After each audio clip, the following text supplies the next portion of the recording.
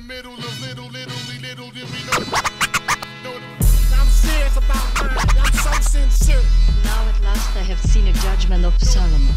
And this is Thought Crimes. Everybody want to be a nigga, but nobody want to be a nigga. How about that question? Good evening, ladies and gentlemen. We are tonight's entertainment. I only have one question. Who the fuck you think you fucking with? I run shit here. You just live here. I want to sing y'all a brand new song I just wrote called Don't Trust Them New Niggas Over There. Don't be a Negro, be my nigga. All right, help me out. Hold on. I ain't nobody's nigga.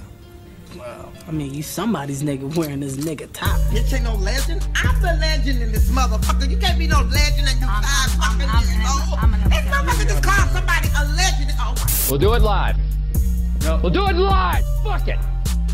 Do it live. I'll write it and we'll do it live. I ain't scared of you motherfuckers.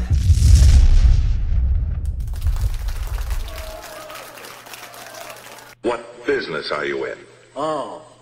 I make my bread and butter. I'm pushing. What business are you in? I make my bread and butter. I'm pushing. I'm pushing. I'm pushing. I'm pushing.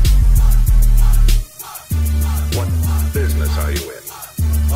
I make my bread and butter. Welcome to Thought Crimes, baby. That's right, everybody. Welcome to Thought Crimes, another wonderful live stream. Thought Crimes, we are back in it again. Of course, this is your man, Prince Solomon, along here with Sincere Ignorance. And yes, today, folks, you all are in for a treat. We have a wonderful guest by the name of Leila Wills. In a new documentary, journalist Leila Wills takes a close look at the shocking child sexual abuse allegations against hip-hop legend Afrika Bambaataa and his Zulu Nation. All right, so we're going to be getting into that. And again, as we state furthermore, this here is pertaining to the upcoming documentary called Trapped in the Culture. And again, as we stated before, this is by the journalist Leila Wills. Ms. Leila Wills, are you there? Are you able to hear us right now?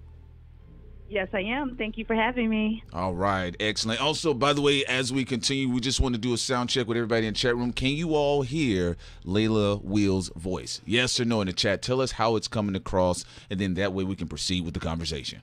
Oh, absolutely. And also, remember, everybody, that later on we will try to get some phone calls in the show as well. But right now, we're about to start the conversation. How you doing today, Leila?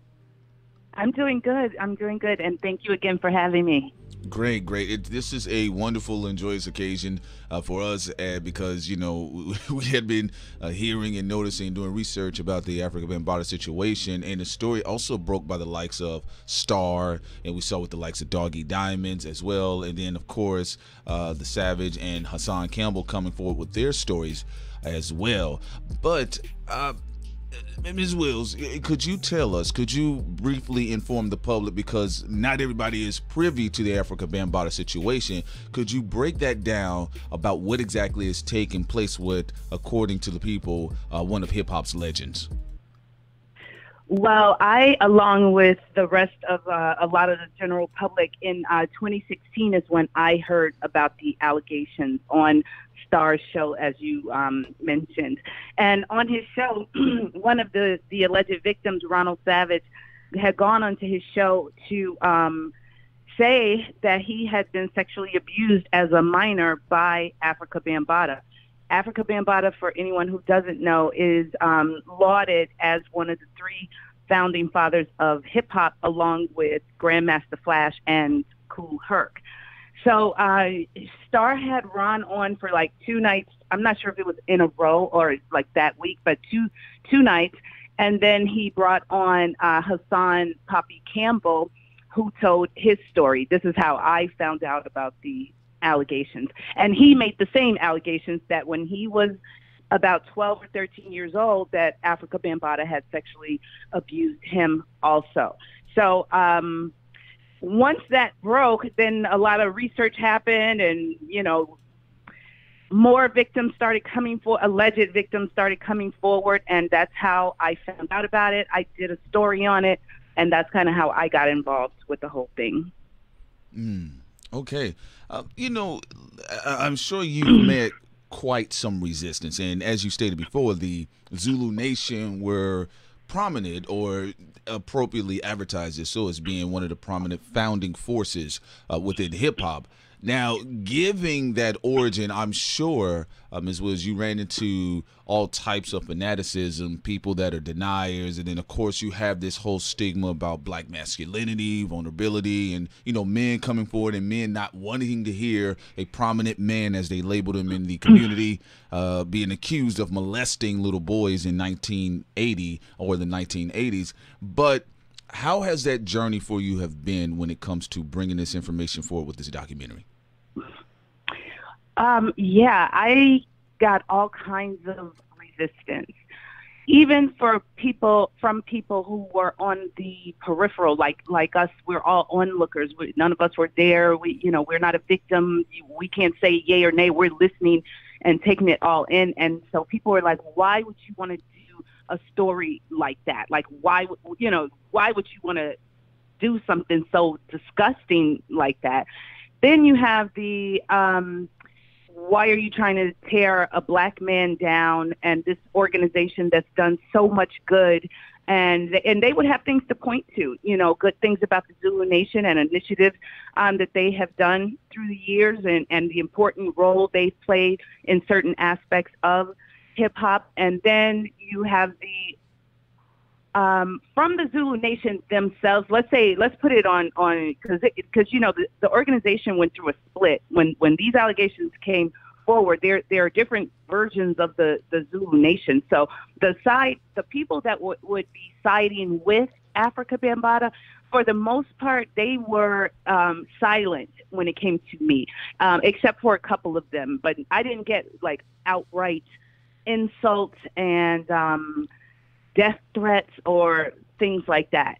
And then you have it's just I just had so much opposition. I don't even know where to begin. Then you have these other people who you don't know if they are like pedophiles or pedophile sympathizers that started coming after me. Like, I don't know what role some of these people play.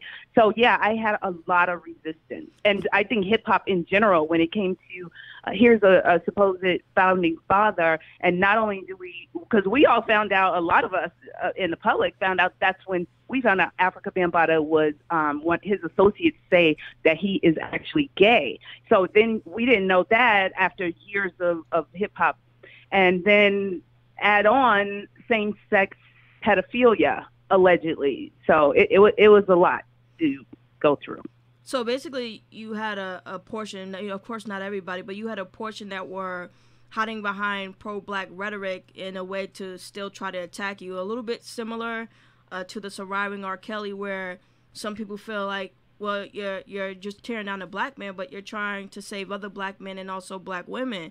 So it's that type of, I guess you could say, loud minority that is really fanatic, that has a lot of fanaticism towards, I guess, iconic figures in the culture like that.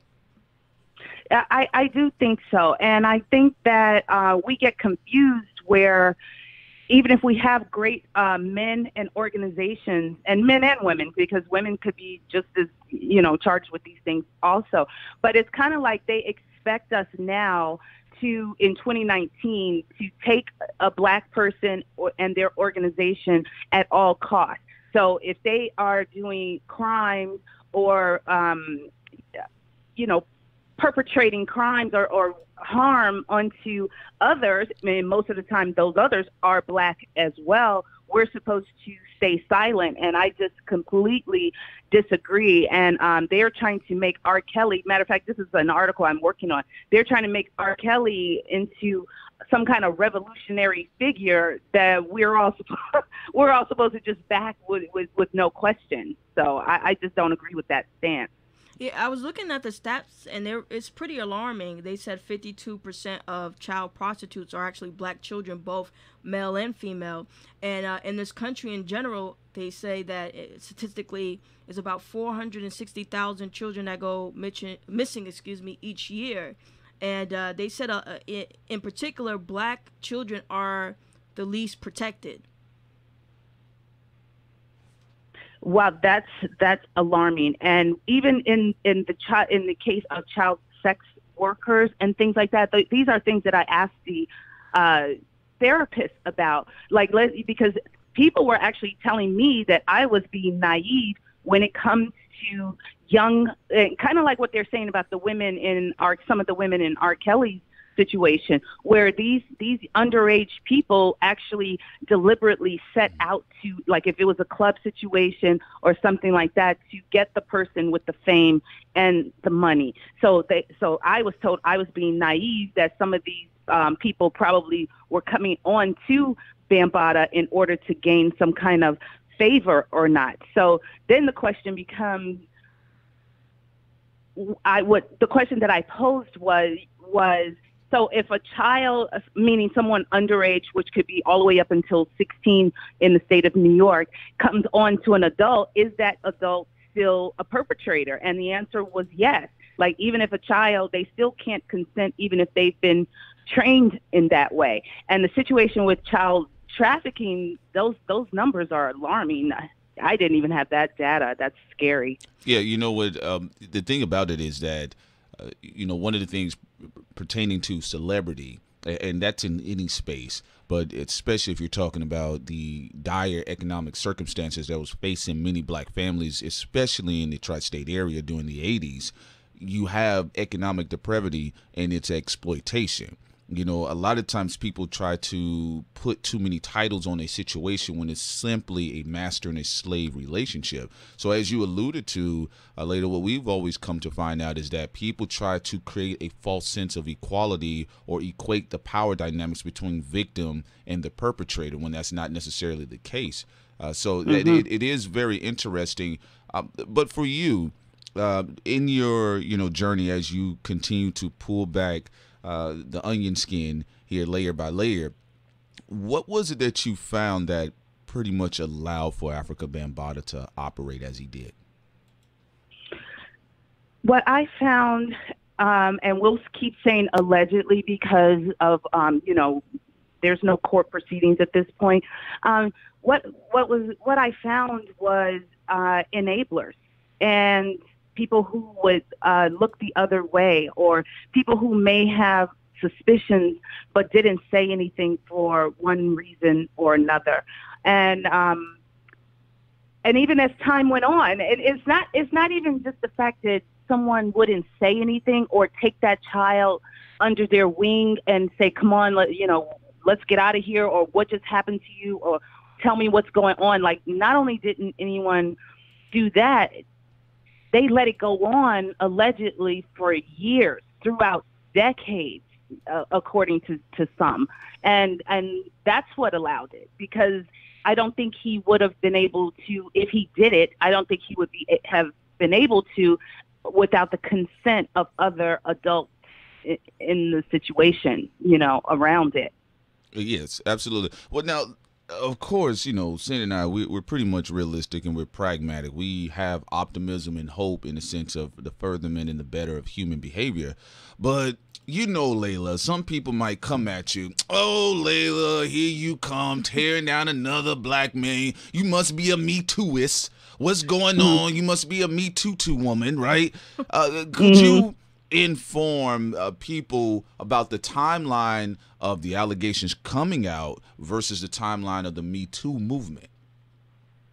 Okay, and don't forget, not only am I a Me Tooer, I am the Illuminati, a government agent, a provocateur. I'm several other titles that you forgot. But in answer to your question, these allegations in 2016, when I heard about them, that is a full year before the Me Too movement. And then once we all found out about the allegations, we go back and see that something had been written about it even as far back as 2013.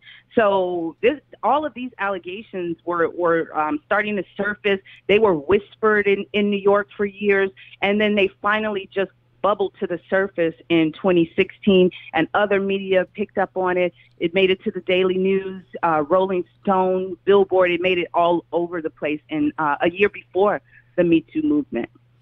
What do you think about the psychology of it, though? Even in the space of black space, because we know it's happening in everywhere, Kevin Spacey, Harvey Weinstein, but what do you think about the thought process where even in the whole pro-black space, they are actually saying they devalue the children, and they devalue the children for men that they don't even know. R. Kelly, you just know of his music. Bambaataa, to be really honest, most of them barely know of his music, in this day and age. I know people who are who study, hip-hop culture and stuff like that will know of him, but most people wouldn't. So, what do you think of the psychology of that, to value these guys over the children? Surprisingly, it's a dynamic that's not just with black people. So right now, in the atmosphere, everyone's talking about making it this whole black thing and bashing those women from the R. Kelly series, and the victim bashing even in this situation with Afrika Bambaataa. But believe it or not, it happens everywhere. So take, for example, the girls who brought the Olympic coach Larry Nassar up on charges. Those girls, after they came forward, were also bashed by their own community, and they were called whores and looking for fame, and you only did it to get on the team. It's the same dynamic. I don't have any examples from the Catholic Church when those people would come with their stories on the priests being abused, but I would imagine it's the same thing. So what I've seen, even in individual families, where the person comes out, even if it's years later, which the data shows, a lot of times these people come out as adults, and even inside of that family unit, they could turn on the person, depending on if that other member was a pillar in the family or was he just a lowlife.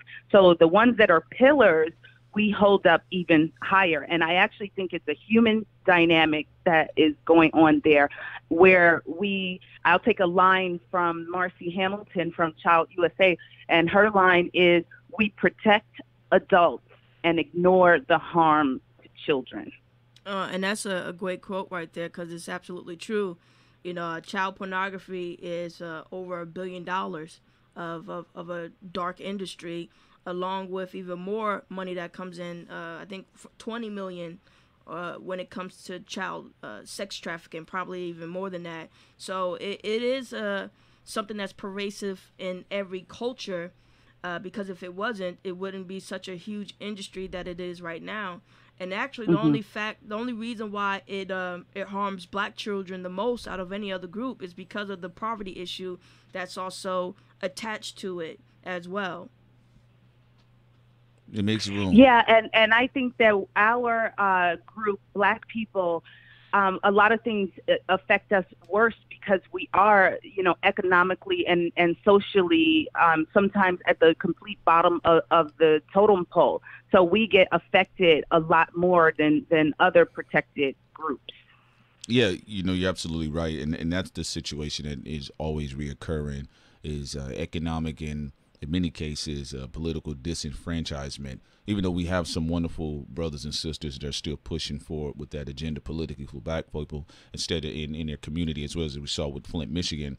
But, another interesting factor is this, is not only the iconicism of the likes of an Afrika Bambaataa, but it's also his constituents, his peers, people who come up under him.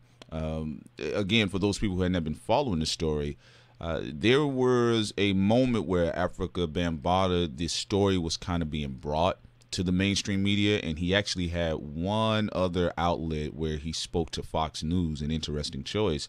But Leila, given the fact that it is Afrika Bambaataa, the peer class that he comes from, all of the shout outs he's gotten from even other hip hop icons. KRS-One. Yeah, I was about to bring up KRS-One. What do you make of not only the silence from other icons in hip hop, but even the very stubborn nature, the position that KRS-One had taken about Afrika Bambaataa? What do you make of all of that? Well, first let's take KRS-One. In my opinion, with KRS-One, he has been a big perpetrator, or someone who perpetuates, I should say, this fable-like story of the beginnings of hip hop. And he's done lectures and he's quite invested in this persona of Afrika Bambaataa that has been created before our eyes. That's one thing. The second thing with KRS-One, he himself is a self-proclaimed prophet. You know, he wrote a hip hop Bible, the gospel of hip hop. So to me, and if you notice in my title, Trapped in a Culture, it's a play on words with the words rap cult in there, because a lot of ways of the Zulu Nation exhibits characteristics of a textbook cult. And KRS-One, by himself, calling himself the prophet of hip hop, writing a gospel, he has a temple, he has followers, and a lot of people write that off as like a 501 kind of tax excuse, like tax haven kind of thing. But it also shows a mentality. So I personally, I was not happy with KRS-One's stance on this situation, but I also understand. Now, moving to other peers of Afrika Bambaataa, several of them spoke out. I have a few of them in the film, and I didn't do a big wide net of like any and everybody in hip hop, you know, please come and tell us how you feel about what these allegations are saying about Afrika Bambaataa. So the ones that I asked, they did say yes. Now, that doesn't mean there aren't others who should say something or whatever, but I like what happened in the R. Kelly situation where Dream Hampton, she went to a lot of people and then she started listing the ones who said no for whatever reason. Oh yeah, that's the interesting thing about it. The correlation there is like Lady Gaga is now apologizing for working with R. Kelly in 2013, but her apology was pretty weird. She said, I was a victim. I was angry at the time, but I was also trying to be provocative. So that's why I wanted to work with R. Kelly in 2013. But if you're a victim, like, why do you think that young black girls is something to be provocative about, to use someone who has victimized them to be provocative to the public? So it's like that whole weird entity that is now only safe to come after R. Kelly now, which is only why she's coming out right now to even, disown him. And I'm sure with the same thing with Afrika Bambaataa, the allegations grow and a lot of evidence come out and more victims come out. I'm sure people who were really staunch on protecting him and defending them, a lot of them will start to come out of the closet and, pretend to disown him. Yeah, you may be right about that. And, the other thing when you brought up the Lady Gaga situation is the women in R. Kelly's, in that docuseries, were not, because I see a lot of the comparison to Harvey Weinstein and all these other people, but those women were not superstars. And the men in my film are not superstars. They are everyday people, some of them from very humble backgrounds and beginnings, so they don't have some big huge claim to fame. That's why you wouldn't see anybody linking up with Harvey Weinstein, and Lady Gaga and others probably linked up with R. Kelly because these women had no face, they had no voice, they were potentially, they're just background noise, and who knows what, if he did it or he didn't do it, they probably wanted it, I don't know all the things that go into it, but when you're a quote unquote nobody compared to a Gwyneth Paltrow or someone like that, we're Americans are obsessed with celebrity, so I don't think they were valued. And by a network like Lifetime putting them out there like that, that gave them tremendous value in the eyes of everyone, and it reached a large public where it became undeniable what they were saying. Yeah, you're right about that, because one thing I really enjoy about, as you alluded to a little bit earlier, is the titling of it, about Trapped in a Culture, and it is a cult-like following, as you brought up and you alluded to. about the extreme narcissism of many of some of these rappers themselves and the fanaticism of the fans when it comes to hip hop. You bring up somebody like KRS-One or even Afrika Bambaataa, just like the situation we've seen with Harvey Weinstein. We have a situation here, however, so just a little bit of a different nuance. The fact that masculinity is at play here, and young boys are being victimized. A lot of these men had been sitting on these secrets for a long time. Is that correct? How did some of these, with some of the victims you've spoken with, Leila Wills, were some of these men, did they just kind of continue on with their life, as fathers or whatever the case is, and this is kind of like a secret they've been harboring? Is that something you saw with some of these men? Yeah, each man that I've spoken to, they have different ways that they either dealt with it, didn't deal with it, and how it all came out. Some of them did just, when they became of age or got just a little older, maybe, and when I say of age, I mean like 17, they moved away, joined the service, got completely away from the situation. All their dreams, whatever they were working on, whether it was to be a dancer, like a b-boy dancer or DJ or whatever it was, just died right there when they left the entire scene. Other ones had more of a closer bond with not just Bambaataa, but other people in the Zulu Nation. Like, that's all they knew. That was their family. And so the breakaway wasn't just a cut and dry situation. So they would remain amongst the Zulu Nation and people in the Zulu Nation.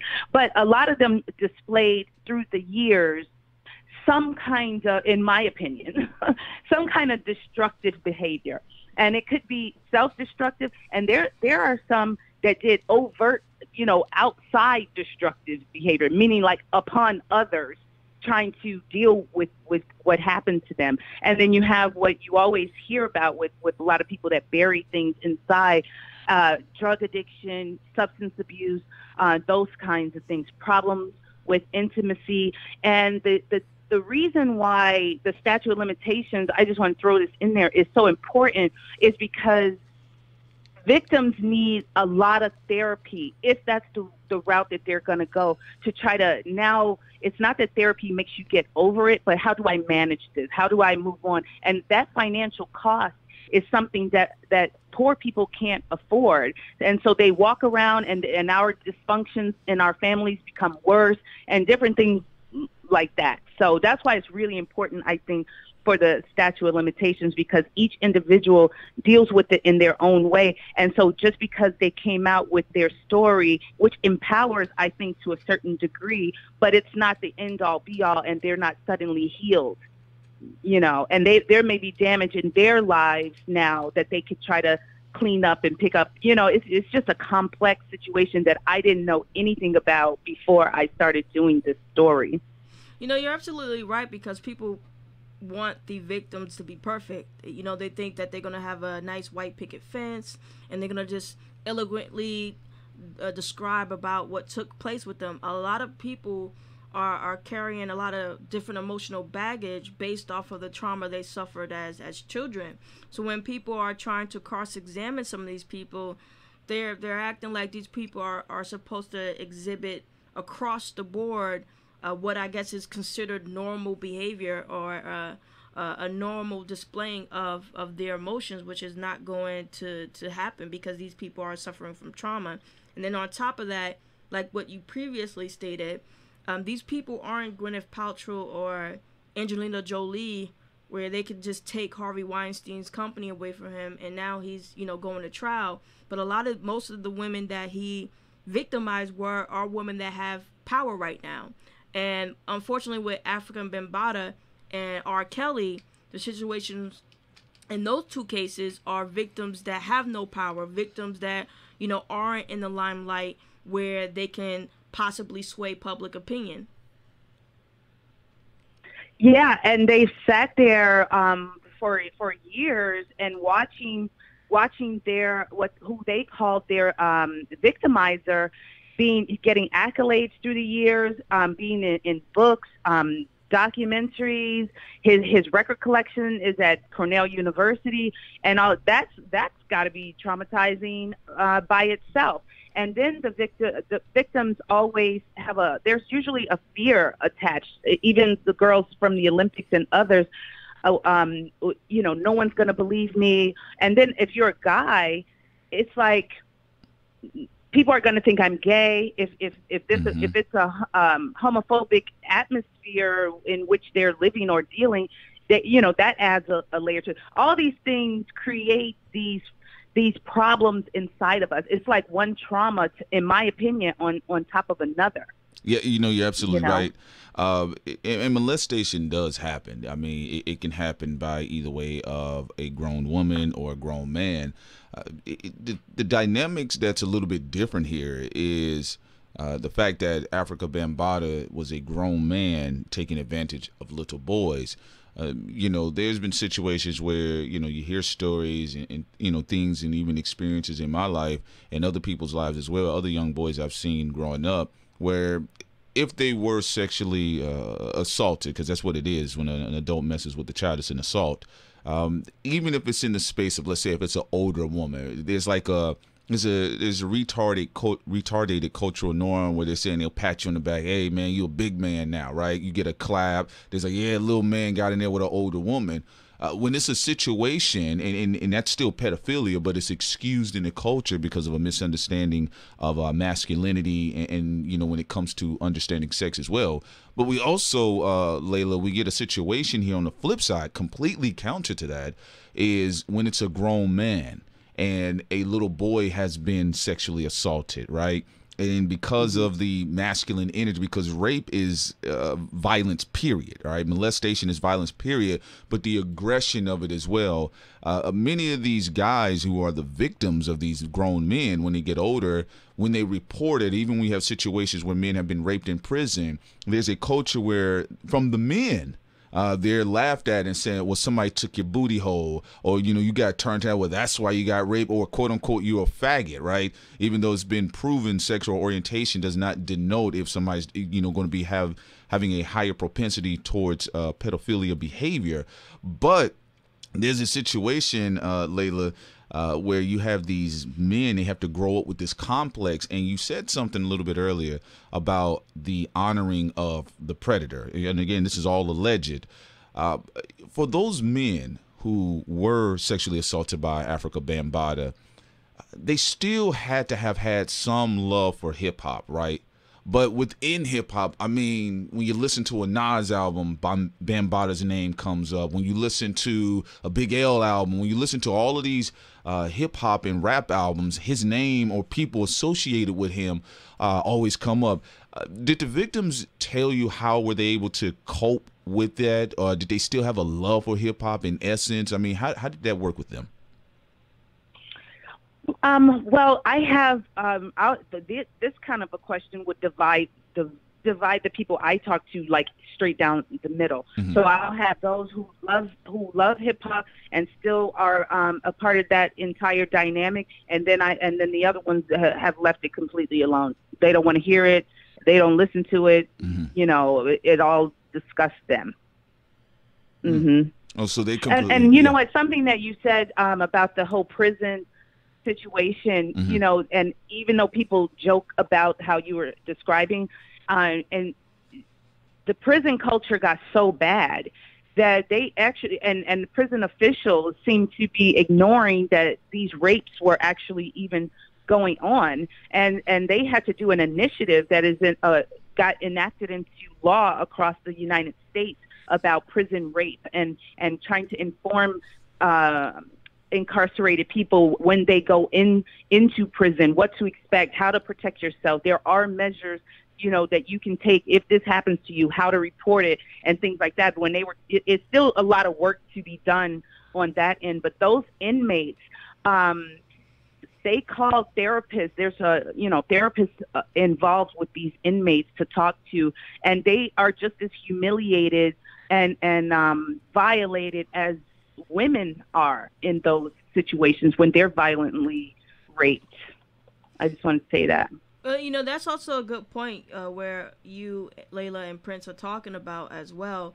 The prison culture that has also been accepted in hip hop. Of course, we're not saying there's a higher count of pedophilia in hip hop. We already know rock and roll. You know, you had Chuck Berry, you had Elvis, you had, you know, David Bowie. There's a lot of them allegedly in rock and roll as well. But because hip hop focus on wordplay more than any other genre, there's a lot of triggering words. You know, the prison culture.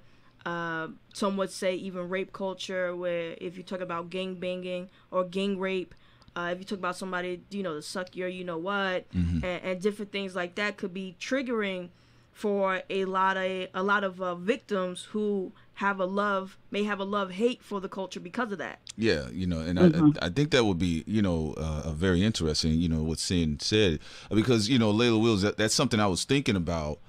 Because even, you know, in the sense of, you know, a man hadn't done anything to me when I was younger, but still, nonetheless, when you're listening to hip hop in general, like at some point, hip hop has the ability to be, in literary context, one of the, you know, the most cerebral art forms. But it also has the ability to be one of the most lowest forms of art, right?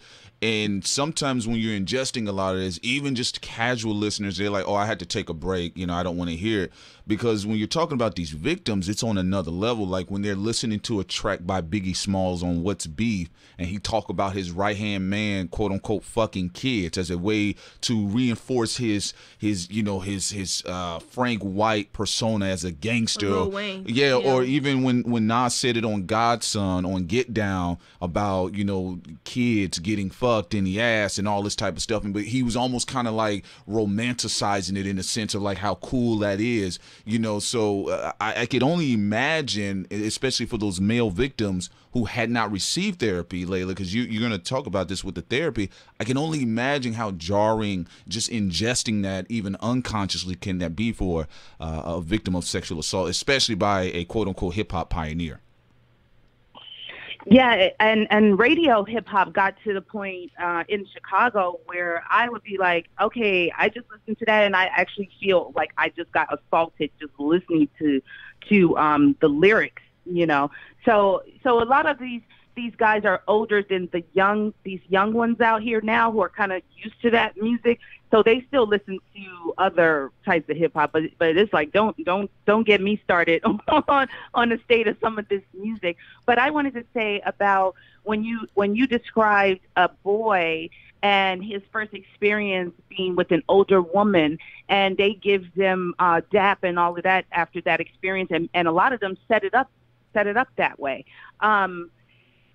Now, what message does that little boy have on how to treat women, you know, from that time forward? So a lot of what's going on right now, I think it's good, because a lot of these things we have to become conscious of what we're doing so that they could change.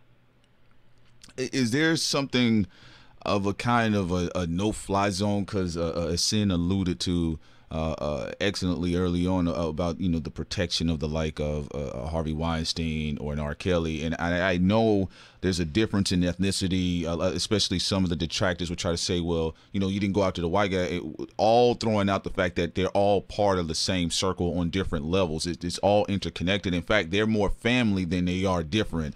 But when you think about it, Leila Wills, when we have the likes of some of these radio stations, especially out in the New York area, is this something that is known in the hip hop community, and people are kind of like they don't want to talk about it, or what is the case? Because from what I've seen, it kind of smells like it's just this has kind of been out there for a moment.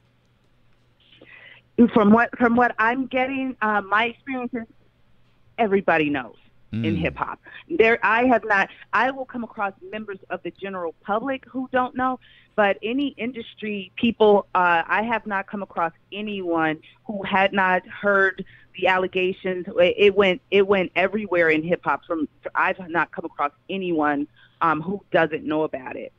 Wow. Just the general public may not. You know, that's why, you know, I guess the general public is so gullible. It's like you said, with the little girls who were in gymnastics, the perpetrator was a white man, and he was convicted, you know. But then again, eventually some of them girls into adulthood were able to acquire some type of power because he was getting away with this for decades.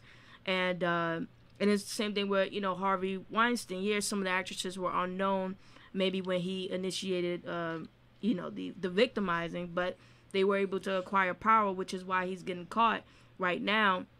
It does seem that the bias even goes beyond race. You know, it does go into who has some type of equity or faced real estate. You know, some people told me, for example, and this is not to be, you know, overly negative against Chris Brown because he was a young boy that was molested, but people say, like, for example, if the woman he didn't get into a domestic violence suit wasn't Rihanna, more than likely people would have overlooked it because of how, you know, iconic Chris Brown was at the time in Love, that if the person he would have hit wasn't Rihanna, it wouldn't have been such a big deal. So it's like, for Afrika Bambaataa, since none of these little boys who are now men have acquired what is perceived power in this, you know, this society that we have right now, people want to sweep it under the rug. And it took somebody like Dream Hampton, who, you know, had acquired some type of real estate in hip-hop culture to even, you know, get R. Kelly in trouble. And like you said, and that also was on top of it being on the Lifetime channel, which has a lot of economic backing behind it. Mm-hmm. No, go ahead. Go ahead. No, I'll wait. I'm fine. You can go ahead, and if you want to piggyback off that. Yeah, I totally agree with that. And when you get to one of those actresses, just if they put it like how Alyssa Milano put out that tweet that said "Me Too," now she's got, I don't know how many followers, but apparently it was more than what Tarana Burke had too. So yeah, the bigger these popular figures are, then the story gets that much more attention. And R. Kelly, you know, is a sexy crooner. You know, I hear people saying why, you know, black women are the main people who were supporting R. Kelly through the years, but then at the same time they're upset because of how many black women were watching the Lifetime special. So it's like, what do you want us to do? Well, a lot of people didn't know the gravity of R. Kelly's alleged depravity. Like, a lot of people didn't know it had gotten that far because those women did not have big voices. So you would see a headline, and I'm from Chicago, so you would see a headline or something like that. I wasn't in Chicago at that time, but I'm just saying that R. Kelly is acquitted, or R. Kelly, and then he releases a song, and then he does this. Those women, you don't see their voices like that. So a lot of it does go over your head until it is presented in such a way where it couldn't be ignored. And the human part of all of us empathize with other humans. So it's no way you could watch that and not feel some kind of empathy and compassion for the women and what they say they went through. You know, that's the catch-22. You know, it's like with Rick Ross, the You Ain't Even Know It. You know, people will be like, well, women, you shouldn't be listening to that. Well, then they stopped his Reebok deal. Well, you're trying to take a black man down. Nelly, with the tip drill. Well, you lost your sponsorships. The video got banned and all that. But you're going after a black man. So there is a catch-22. Like when you have black adults, male and female, mature and say, you know what, we want to protect our children. The same people who criticize about you should do something, criticize you when you do mature and do something about it. Yeah, you know, the thing that's interesting culturally, Leila, is what I found very curious, and this is before I've heard anything about the, you know, pedophilia, child rape, serial child rapist allegations against Afrika Bambaataa. I always found it odd, out of all of the hip-hop pioneers that was mentioned routinely over and over, he gave the least amount of interviews. In fact, I believe George Clinton has given far more interviews than Afrika Bambaataa. Rakim, Daddy Kane. Do you think that plays into his veil of deception, his cloak of deception, that he does not give interviews?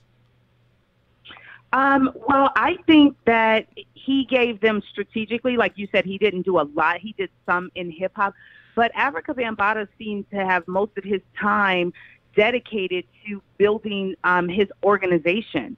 So the Zulu Nation, and he would be a frequent speaker at their Zulu Nation events and traveling to the other chapters around the world and things like that. So although he may not have been in media real big, he was very active on the ground with his organization. So that's why you have this phenomenal resistance even to this day of, this information breaking out. He basically has solidified a cult following through his organizations behind the scenes. Yes, I would say yes to that. Wow. I know this is just speculation on my behalf, but is there a possibility also when it comes to some of these people that they may also have strong ties because other people who are even bigger than them may have participated? Because even when you see R. Kelly, even though he's not economically viable anymore, and one can say even to an extent Bambaataa in the greater sense of business and corporations, could one make that connection? Yeah, so some of the victims do say that there were other people who participated in this behavior that we're talking about with minors and with each other, even if they were of age. Now, as far as bigger celebrities and other people like that, that I've heard things, but it's nothing that I could repeat because it's just hearsay, But then you have the whole downtown club scene that was going on when hip hop first, was when Planet Rock, I should say, right around that time, that era.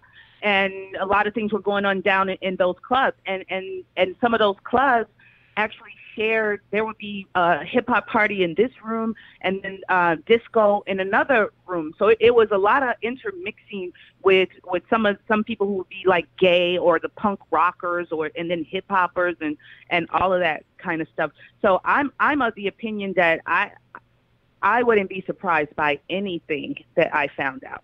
I wouldn't be surprised by anything at this point. You know what? Yeah, because we're glad you brought that point up because we're living in a hip hop that's post-prison culture, like the inception of the prison culture that really got put on steroids in the 90s, because that's what a lot of guys really go back to, like, yo, man, we got to go back to the knuckle braids. I'm like, oh, you want to go back to the prison culture? That's what you want to do. But post-prison culture hip-hop, because now, a lot of the folks today, when they go back to nostalgia, for them, it's the Tupac, it's the Biggie, it's right around, everything was on steroids with the prison culture.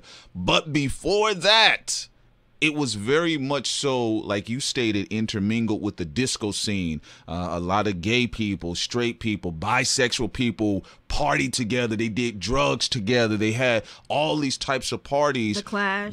Yeah. So that's why I think even in that displacement culturally where we are right now with understanding hip hop, a lot of them cannot wrap their mind around the fact that this could be a possibility. I mean, you listen to Afrika Bambaataa's music, like there's so many other genres that was influencing his styles, even though they label him as one of the founders of hip hop. But it really sounds like a disco funk record. Many of his other stuff, you can tell he was mingling, and his peers were mingling with other groups out of different genres as well. What do you think about that? The misunderstanding of the origin of hip hop.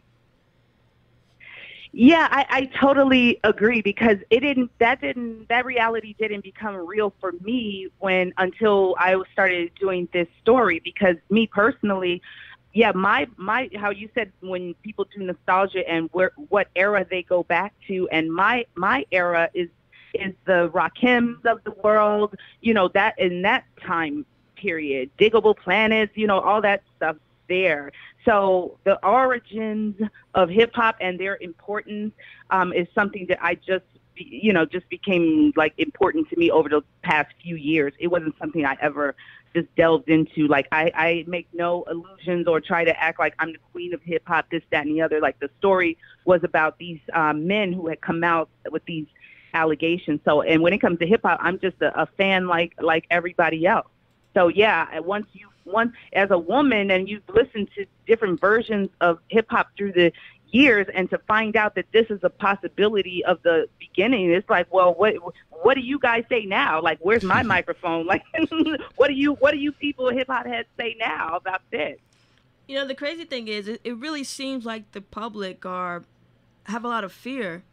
You know, surviving R. Kelly is like the door was open, because I said before, we had Oprah's Secret, but that was, you know, basically canceled. And you know, from my lifetime, I haven't seen hardly anybody talk about this. You know, I know the Michael Jackson allegations came, you know, twice, but nobody really was focusing on this. You know, this is the first time where the door was open, where they could really crack down on predators. And it's like, it seems as if some people in the public want to just close the door right now. They don't want to listen to the victims of Afrika Bambaataa. They don't want to really listen to the victims of Kevin Spacey. Either they're playing the race game or the gender game as an excuse to close the door, or just the fanaticism of these people's art. And it's very interesting that a lot of the public they act like they're traumatized too, because they don't understand the power is in their hands right now. They have the opportunity to really help their children when it comes to this sex trafficking and these particular industries, but they're choosing not to understand that. Yeah, I think that people have not understood or grasped the thought that this is a moment of change. Like, a lot of this stuff is about to change. It's going to change legislatively. There are going to be different modes of behavior. You're seeing icons lose their companies and jobs. I think that a lot of what we're seeing is just, you know, it's like when a corpse is like thrashing on the ground. So I think that they just haven't grasped it. But it's a time of like, everything is about to shift now. There are a lot of women who have risen in, you know, women have always had positions, but, you know, in law enforcement, in legal matters, and a lot of other things, it's just a new time now. And I just don't think people have you know, got that memo yet. And Lifetime was so huge because Lifetime has always built itself as television for women, and they launched a Stop Violence Against Women. It's been almost like 16 years ago that they launched this campaign. So a lot of their programming is centered around these type of issues. R. Kelly was not the first person profiled on Lifetime with these kinds of allegations. Mm-hmm. And there were other documentaries about the Catholic Church. There's another documentary maker. She put hers on Amazon. It doesn't get much airplay. She did a big thing about, you know, some other victims of the Catholic Church, and Corey Feldman did his on Hollywood, and it's out there. It's just not such a big hoopla around it. And Lifetime has a big audience anyway, and they were promoting it anyway. Like, it was gonna be big whether black people were gonna watch it or not. Like, it was gonna be big anyway. I think, you know, because I know I was younger. My mother, you know, she made us sit down and we was watching Farrah Fawcett and The Burning Bed. Because my mother used to love watching Lifetime. And I think that, you know, there's a misunderstanding, you know, because I said it a couple of times, is Lifetime has always done that. If anything, they've just stepped into more relevant figures pertaining to the hip hop and R&B culture, where now you get another demographic, whether it's, you know, a majority of women, black women, you know, Spanish women, Afro-Spanish women, whatever the case is, that now they're saying, oh, this looks interesting, or I see what's going on. But what they done with the docu-series with the R. Kelly is not necessarily off that far from what a Lifetime originally did in the beginning. I also want to go back to this air of complicity within the culture. You said that for the most part, not the general public, but more people in the industry, they were aware of the Afrika Bambaataa situation. From your personal perception as director of this documentary of Trapped in the Culture, Leila, what do you think about that? Like, when we look at certain notable hip hop hosts that have always been a fixture in the culture, when they're looking Afrika Bambaataa in the eyes, and this is known, but they're still carrying on this casual conversation like this isn't an issue. I mean, what do you think of that type of mentality? Well, a lot of them will make the departure. They'll say they had always heard, a lot of them, I should say, would say they heard rumors that he was gay. They heard those rumors, but they will draw a line and say they did not know anything about those kinds of allegations about underage boys. So a lot of them, I don't think everybody, I honestly believe some of them, and I don't believe everybody knew about that.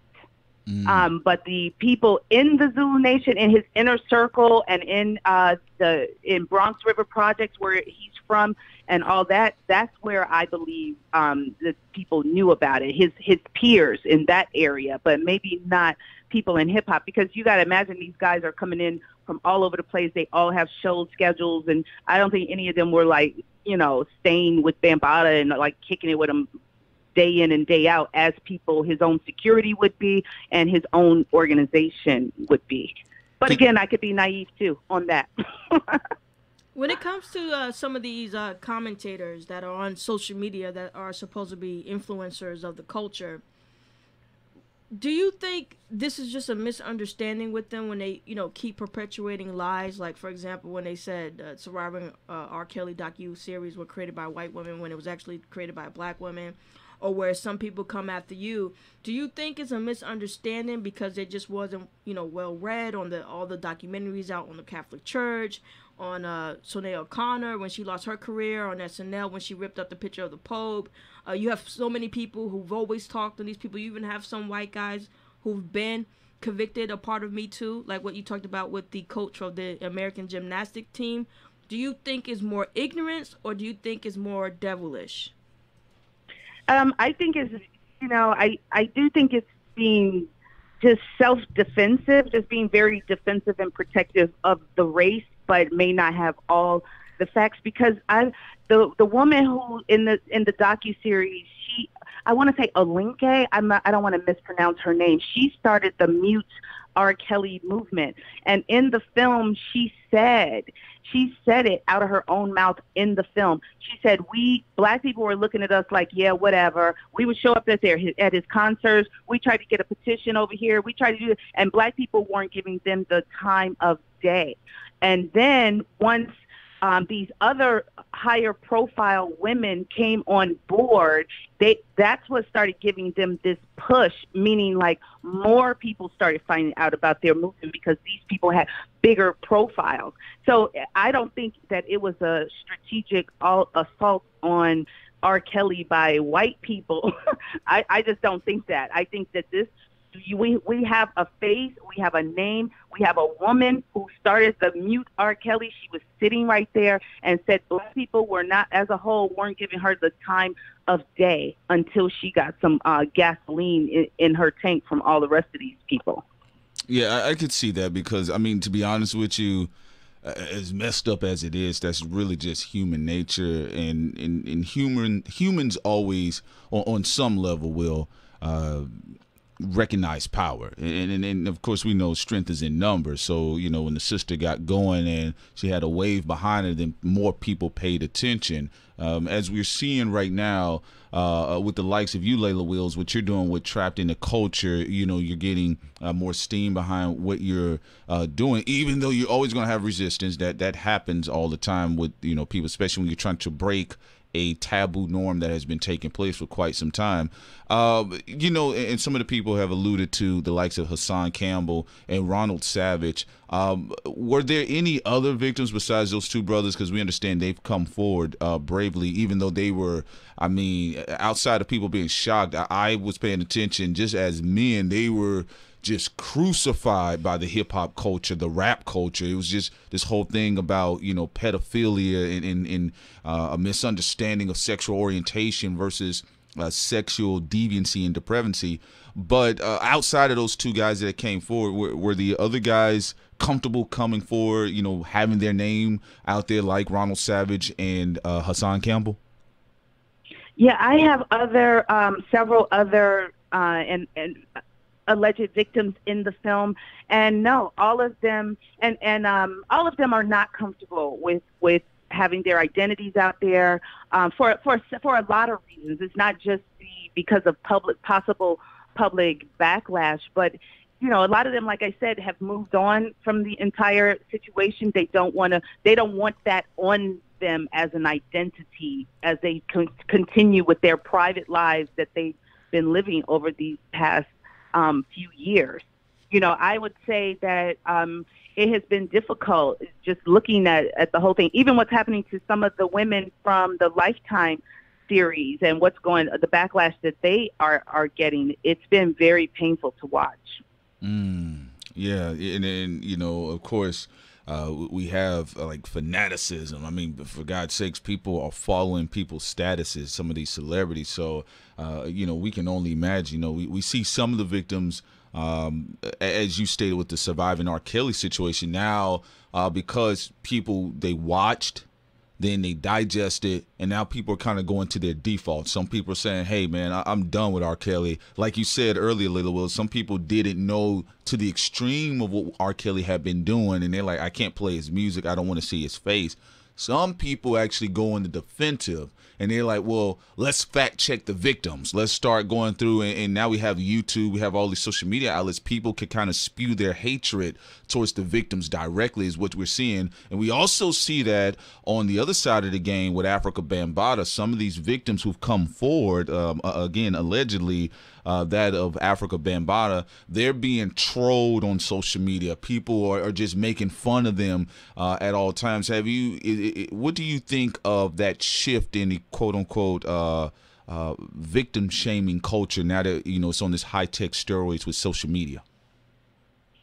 Well, like we were discussing earlier, and how and this is not from me. I'm not an expert. I lean on experts and I do research and all of that, but I lean on experts and their research. And the research says that a lot of people do not come forward with these types of allegations until they are well into adulthood. Now, if you have been victimized as a child and you're going on to live your life, I think Sincere said it earlier that everything, all of your decisions, they could be tainted from this experience that you've had. So you may not be acting in what is quote, is supposed to be, quote unquote, appropriate behavior your entire life. So now if you do come out with your allegations and then you're scrutinized, I mean, people are going to find something. If you haven't led they're going to find something. If you've had a life that has been clouded with, in my opinion, with this abuse. But also it's as if, remember how it used to be in a court of law. And so if someone who is like a prostitute says that she was raped, it's like, well, you have sex with men for a living. Yeah, but I didn't consent over here. So does that mean that she can't file rape charges? Because, it's just a complex thing. And I don't think it's a cut and dry situation to look at one of those women from Lifetime at some moment in their lives or whatever they're going through and say, see, this is why we shouldn't believe her story. I'm just not of that mindset, but I can't control people, but I give them my support, sure, for coming out. I don't want to sound pessimistic, but it seems like in most cases you can't really completely rely on the public because they just follow the cheese like little mouses, mice, and rats and stuff like that. It seems like victims have to partner up with actually powerful allies. That's what it seems like to me from what I've been watching. Even with Kevin Spacey, Netflix, just didn't do it out of the goodness of their heart. All corporations and companies are amoral. It was because one of his victims, he tried to assault when they were 14, became a part of a very, popular TV show, Star Trek, and he's on CBS right now, starring in that series.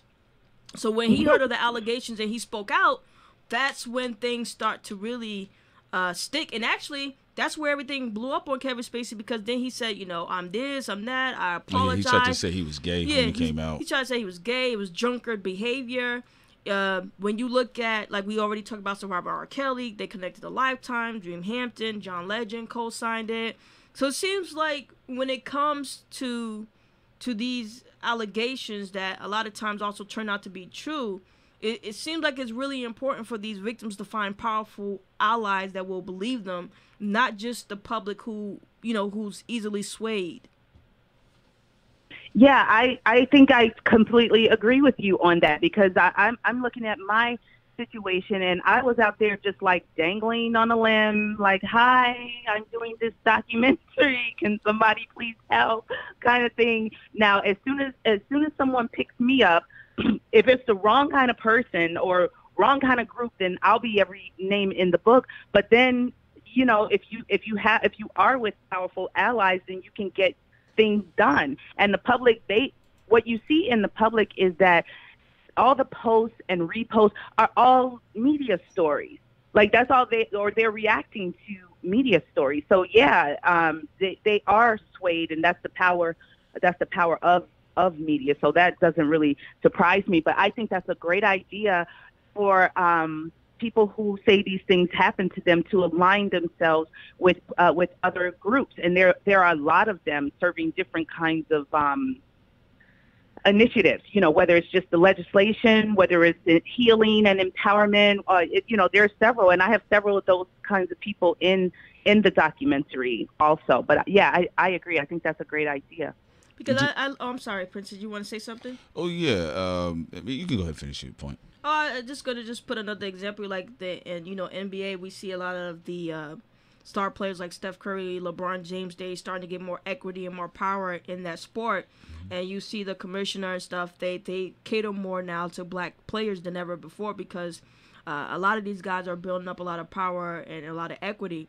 We saw on social media, if you just went back to like 2009, 2010, there was like a lot of black women bashing like everywhere. But now, because of Black Girl Magic, Blavity, Afrotech and stuff, now you're starting to see things die down, because a lot of these black women are starting to get a lot of power. So it really does seem like power checks corruption and nothing else. Leila, now, there's stigmas with victims coming forward, period. As we've seen as you and Sin articulated a little bit earlier, in the space of, if the victims happen to be women, of course, right off the bat, people are like, well, I don't believe it, or, you probably wanted it, or you look like you wanted it, or you're probably lying, or your circumstances may have allowed for that. Like you said, the whole prostitute scenario, but we don't know how the woman became the prostitute. We're not taking that into consideration, because usually women, when that's the case, there's sexual trauma there, and it's never dealt with. So those decisions are based off that experience. But, with these men, with young boys, especially if we're talking about the fragility of black masculinity as it has been routinely antagonized by this country, just like as we've seen with black femininity as well. There's another type of stigma that comes forward with these young boys that grow up into these older black men. A lot of times they sit on it because somebody, or they feel more than likely other men will say, well, you're funny.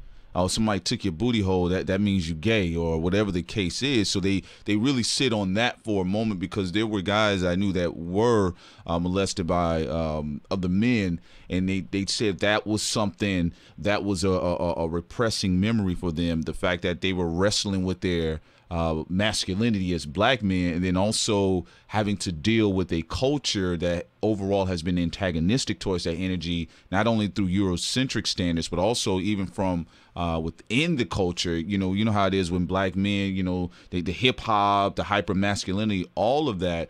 When you was interviewing some of these victims, was that something that was kind of preventing them from coming forward? The fact that they will be seen as less than a man, less than a black man? At that time, I would say no. Mm-hmm. These people aren't like 19, 20-year-olds. We're talking about people well into their adulthood. So no, I wouldn't say that was an issue for them. And if you can imagine, at the time that I was interviewing them, the environment around the situation was very supportive. People had come out, everybody was upset. everyone was supporting the victims. So it was a very supporting atmosphere at the time when they came. When I interviewed a lot of them, you know, so that has changed a lot, but not 100%. You know, there is still a lot of support for them now. Okay, so at the time, you know what, that does make sense now if you think about it, because you know Bambaataa is still leaning before the prison culture really took place in hip hop. I would expect, in many regards, as it stands right now, you know, some of the victims that may come out, they still may face that type of ridicule, even though we're supposed to have a new understanding. I actually see something interesting, if you don't mind us going to the chat, because the type of mentality, you know, has to be addressed. There's all types of forms of deflectionary tactics within the culture. So, you know, one of them would be, well, why aren't you guys going after Bryan Singer? We made 5 videos on him. What are you talking about? But Leila Wills, what do you think about that mentality? Like you know, you're doing something here on Afrika Bambaataa, and they'll say, well, Ms. Wills, why aren't you going after Mr. Rogers' neighborhood? So what do you think? What type of deflective tactics? Yeah, I just don't have time. You know, it's so much work that has to be done and that I'm doing, and more receptive avenues. I just don't have time. I just don't have time. You know, people are where they are. I don't argue with people on social media, on my Facebook page. I'm not doing any of that. You know, if that's not somebody who supports the film, you know what, thank you, peace, I'm out type of thing. I don't have time. So are you prepared for, you know, any of the possible waves that may come behind this? Because as you stated, you put this out there, you know, you never know what's going to happen with it as far as the legs get going. I mean, is that something you've personally and mentally prepared yourself for? Yeah, I just, the best way that I operate, because I do stories and things all the time, and what works for me is making sure I do my due diligence, I'm being fair, and I give the opportunity, you know, for not just the people making the allegations, but so that we look at a full big picture.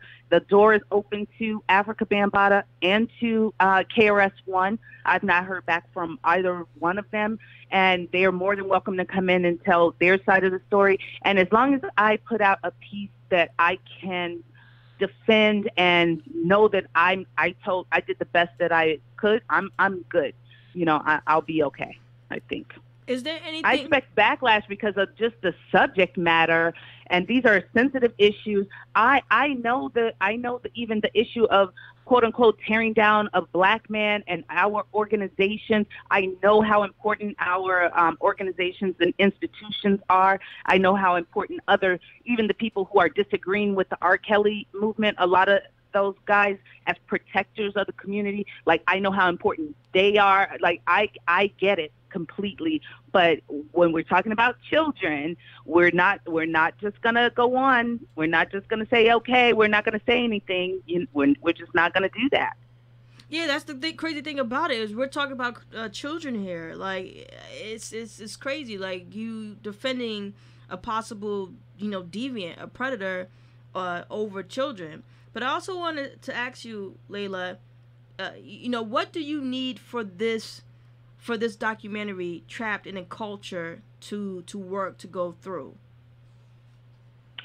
More public support would be great, and I don't blame the public because I've been quietly working. It's just so much to do. So I had planned to start doing a whole bunch of things, but once the R. Kelly series aired, all of a sudden I started getting a lot more attention, and the story and the allegations came, resurfaced, and a lot of people who didn't hear about it before are hearing about it now. So just if a lot of things would just be the public awareness. If anybody, I had a fundraising campaign when a lot of people didn't know about it, and that went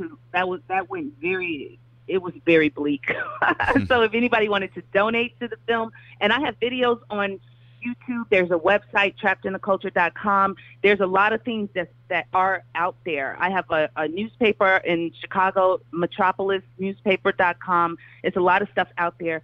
If they wanted to donate, they could do it through the Indiegogo campaign is over, so they could do it through PayPal, and the PayPal is donate at trappedinaculture.com. And it's just a lot of things, but they can hit me up on Facebook, Twitter. Everybody's telling me to come over to IG. I'll make it over there too. But yeah, social awareness and talking about it and not letting this is an important story also. We don't want it to just slip through the cracks. It affects hip-hop. It's going to change the history of hip-hop because a lot of what we've taken as fact is just not fact. Absolutely. Yeah, you have to, pace yourself walking the fighter down in the ring. That's what they do in boxing. If somebody's bigger than you, if they appear to have more mass than you, just have to walk them down in the ring, and that's what's going on right now. So all of these people, what about Zordon? What about Zorro? Like that has nothing to do with anything right now. What we have to do is focus. It's serious. It's the craziest thing. I'm not a woman, but it's like you do when you're looking at the deflective tactics of the culture, and especially when you get into these spaces of broken masculinity. And I'm just being honest, and the guys know what I'm talking about because we're listening to it every day. Right. You'll see all of this immediate angry snap, like, well, what about this? Or just anybody, and I always say this, man, I don't care who you talk about. You can bring up the Sandman. R. Kelly got to go, and the Sandman got to go. If you bring up Kevin Spacey, it don't matter. R. Kelly still got to go. This is a situation with Afrika Bambaataa. He still got to go. Everybody still got to get up out of here, and that's the thing that's a bit fascinating. When Sin and I are watching it, because we do a lot of studies on social engineering, cult of personalities in the good and in the negative. And a lot of times when we think of these terms and these terminologies, for us, some of us, we immediately deflect and say, well, those white people in the woods was following Jim Jones. But you can have Jim Jones all through our culture that we celebrate routinely, because a lot of these guys, and in some cases, some of these women have extreme levels of narcissism and megalomania. Well, what's interesting to me is like what you're saying here. A lot of people would say that's a feminine principle. How people would say, a good woman's always deflecting and all this different that. So I find that interesting. Like, people really don't know like how pivotal culture is when it comes to gender dynamics. Because, I see a lot of people who will be like, yo, I'm a man, I'm logical, and I don't see I don't see you following logic. Humans are irrational. I see a lot. I see a lot of irrational, emotional, deflecting, things that people do. Like if I say, this person is a pedophile, here's the evidence, here are the victims, and then also how you not being selfish, how this helps your community, because the less predators, the more healthy children, more healthy adults. Like, people forget, some of the people that you think are demented and crazy, whether they're in government or Hollywood, even though, a lot of these predators, some of them have had backgrounds where they were once a victims and then they became a predator. So it's like, a lot of these people, their argument isn't even based off of logic. It's all emotional. It's all, they're making up stuff. They're more selfish with their emotions, and you're usually going to get a response from the public based on their emotions. If they don't care about, like, to be honest with you, Lily, and you've seen it, and you're out there, Chicago native, let's be honest, people with Dream Hampton and those people leading up to this moment dropped the gavel on them, and they moved when the time was right. But let's be real, R. Kelly is 15 years removed from having, that chart-topping run that he used to have. He's been so long off the billboards that, like, a lot of people in this era, they don't even know what R. Kelly was at the time. That's why when they had the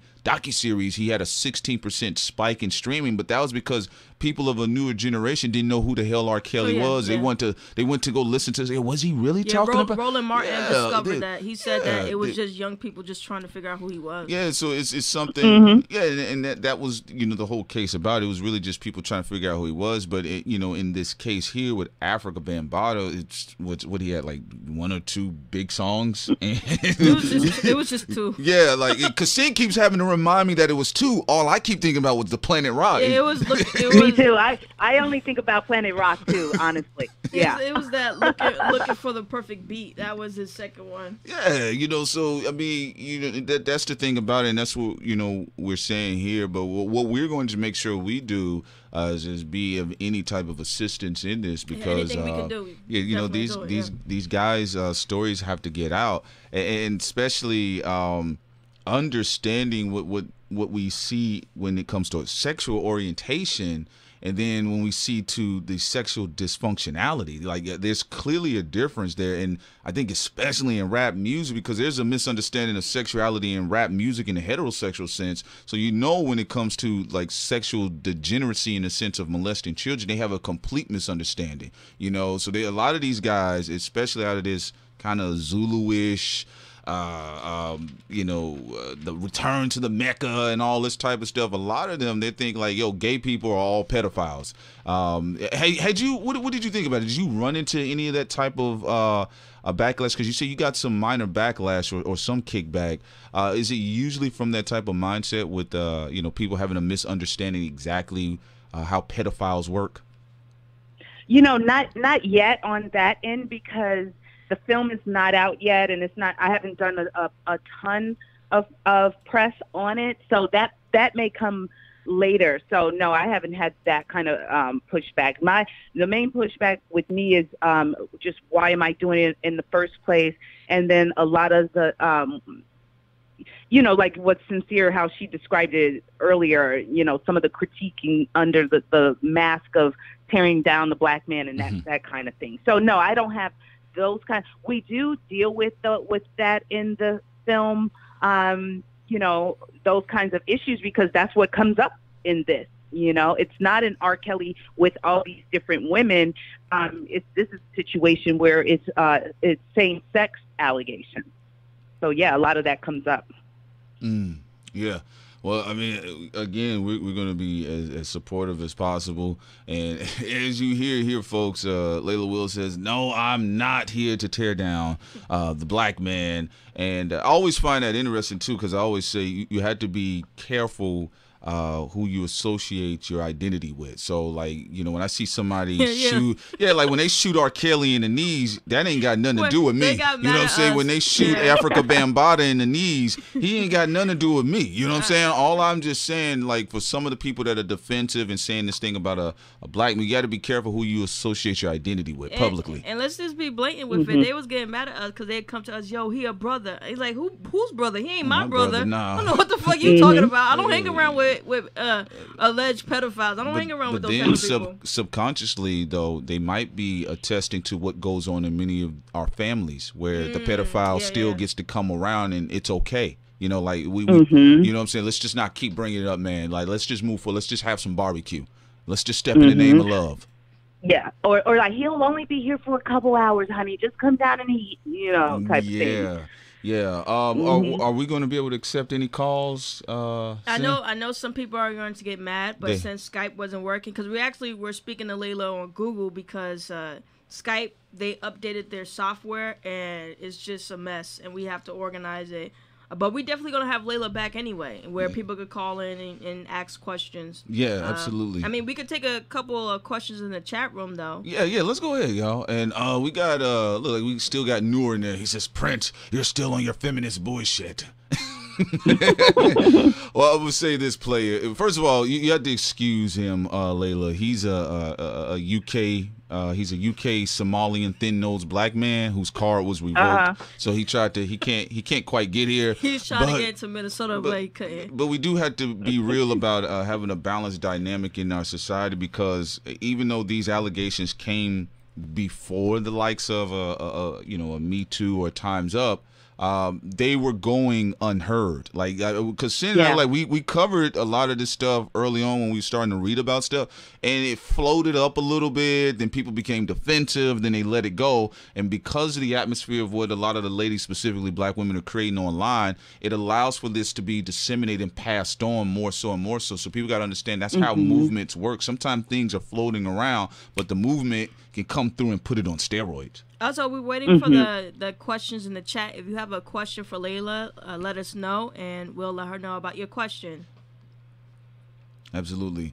And again, Leila Wills, we believe this is wonderful work that you're doing.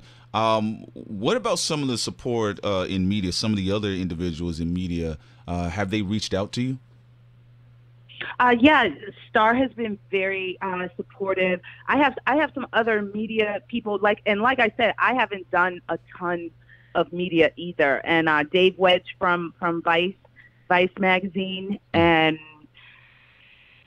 yeah, I've had a lot of support. I'm gonna now start changing everything up, because I'm telling you, this whole art count, I was just there like everybody else watching it, and then all of a sudden I'm in the conversation. So I'll start doing a little bit more media. But thank you again for having me on tonight. I liked the coverage that you guys did when everything first broke, and the stance that you took in 2016. Oh yeah. Oh yeah, man. We appreciate that. I'm just gonna throw 5 questions out there for you. I'm gonna start with Awesome. She stated, okay. I asked earlier, do you think Afrika Bambaataa was doing this before Zulu Nation? Let's see. I think there is from according to some of the people who I've interviewed, there is a possibility, but I do not have a firm yes on that. There is a possibility, though. Also, but the Zulu Nation also started very, he was still pretty young when the Zulu Nation started. We also have a question by Big Pop. What does Leila have to say about YouTubers that are going after her? What about the situation where she had to get an order of protection on? I don't have anything to say about that. I do have some legal things going on, but I'm not discussing that here. Okay, that's fair. Lala Papa. Okay. Let's see. He says here, how long have you been putting this entire documentary together, and how much longer until it's finished? So when I first heard the allegations was in 2016, and that's when by the end of that year, I was already putting things in place to do the documentary. So I've been working on it since then, and it's not that far off from being finished, but there's challenges involved too. It's not just a matter of when am I going to finish it. There's licensing issues. There's all kinds of things. And like I said, I did have a fundraiser that didn't go that well. So those challenges are still there. And all I could do is kind of stay in touch on new developments, and I'll let you guys know what's happening. So I don't have like a firm date or announcement to make right now. Dark Skin Drake said, did these people get paid to come forward and do interviews? No one in my film was compensated at all for their stories or their allegations or anything like that. So I would have to say no one was paid for their stories or to make allegations. And anyone else, they've denied being paid. I've asked those questions myself. The last question is, what has been the most difficult part of this documentary thus far? The most difficult part, I would say, is the story itself. I would say listening to, because we all heard a lot of the recordings and read the articles that were out, and then when you have a chance to sit down with someone face to face and have someone tell you these kinds of things was really, really painful and very, very difficult. That's the most difficult part of this film. Leila, thank you so much for coming on this stream. We really appreciated it.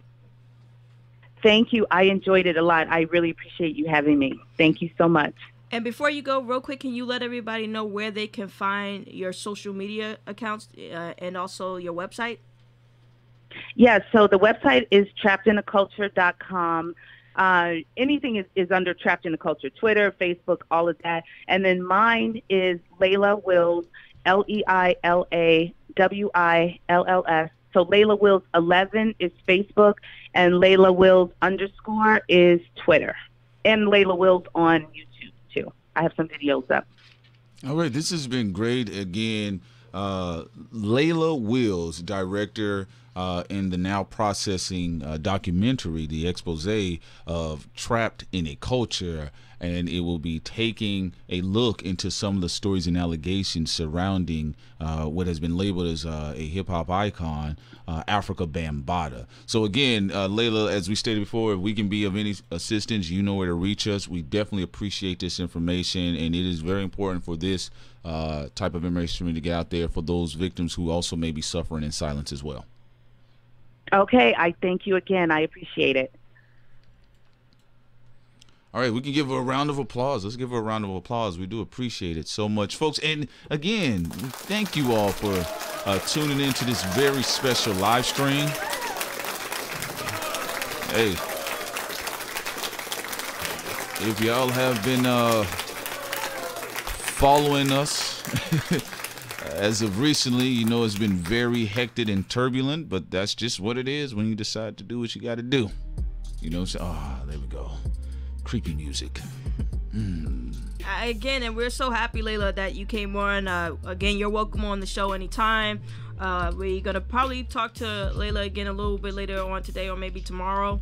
But we really appreciate you being on here. And if you need anything from us, we definitely got your back. We think it's important to protect the children and also stop with the irrational thinking of what about Kevin? What about Bob? Kevin Spacey on trial. Shut the fuck up. Harvey Weinstein's about to go to trial. Shut the fuck up. Yeah. The white gymnastic teacher who was molesting them little girls is in prison right now. Shut the fuck up. R. Kelly needed to go, and Afrika Bambaataa. Yep. So on and so on. And again, this is about, it's about cleaning up what's in our face. Clean it up. I mean, if you've been robbed and you came up to me and he's like, yo, Brand, man, somebody just broke into my car. I'm like, well, what about yesterday when you was late for work? Huh? Yes, that's what you sound like. So again, shouts out to Leila Wills, director of Trapped in a Culture. Again, we will make sure we keep the update process of that. Shouts out to all the wonderful brothers that came forward and shared their testimony against, allegedly, the likes of Afrika Bambaataa. And allegedly, he should be in a jail cell right next to Sandusky. Yeah, they probably would get along. Also, do you have any advice before we leave, Prince? We want to end off on a good note. How do you feel about Nur's rabbit coat, that dusty one he used to have on? Mm-hmm. How do you feel about his attire and him trying to be a corny foreign black man? Nur is a fake Jamaican immigrant. I don't even know what type of immigrant you are. Now I'm confused. Nur, stop it. All right, not all black men are niggas in America. All right, when you hear me ranting and cursing everybody out, you actually are pretty cool with it. You laughing, but when we talking, my vocal cords are relaxed and we're speaking in a more nuanced conversation, Sin and I, you become more antagonistic. So, Noor, stop it. You sound like a nerd. Noor, you sound like a dork. You've been antagonistic the whole live stream. We love you, player. It's just, that hate, it's just misplaced love. That's all. He just wanted his attention from his older brother. Yeah, that's all, man. It's understandable. Yeah. He's been listening to us since he was, dusty 16-year-old in the UK. Yeah. UK. Grime. Remember? Grime. And we actually had him blocked too. And then we found out, we blocked. Well, how old is Nerd now? Well, he's he like 19 now? Yeah, Noor is a proud virgin, and there's nothing wrong with that, brother. That's a good thing. That's a good thing. Of applause. I mean, you get a clean start with black women.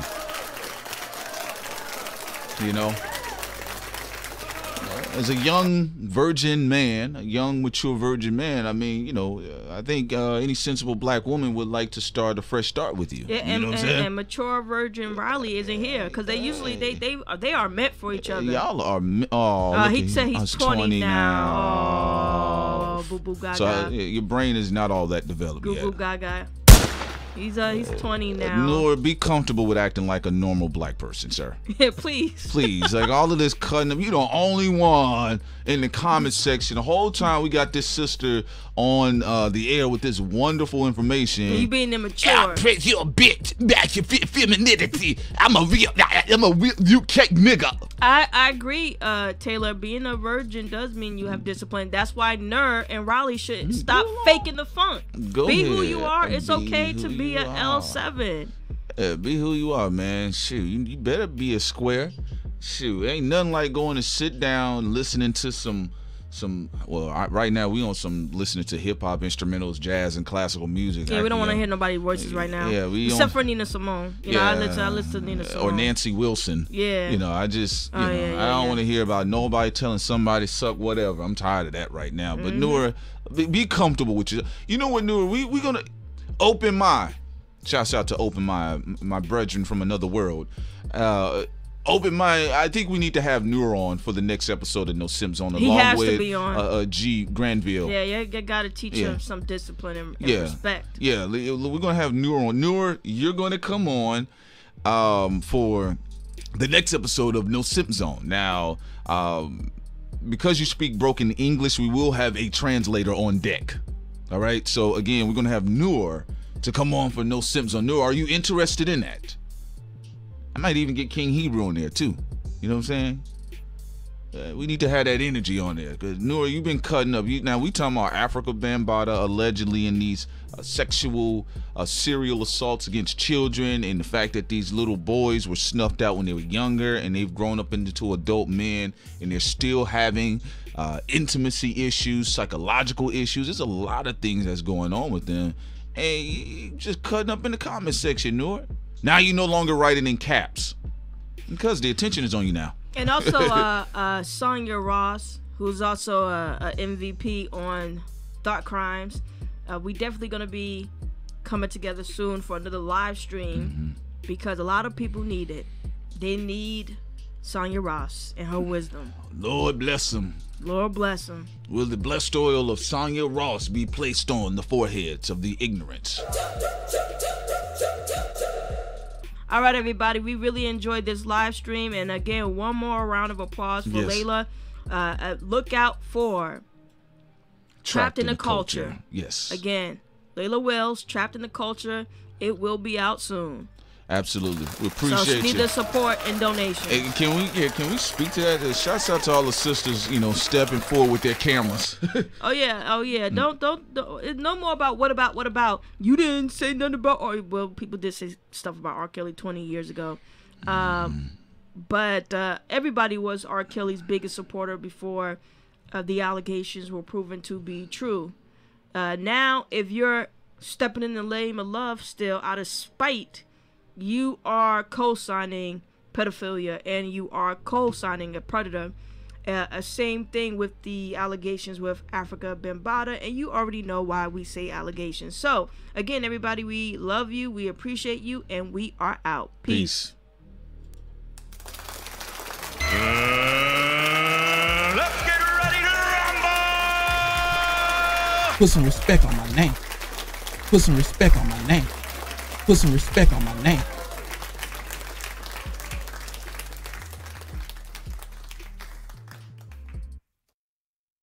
What business are you in?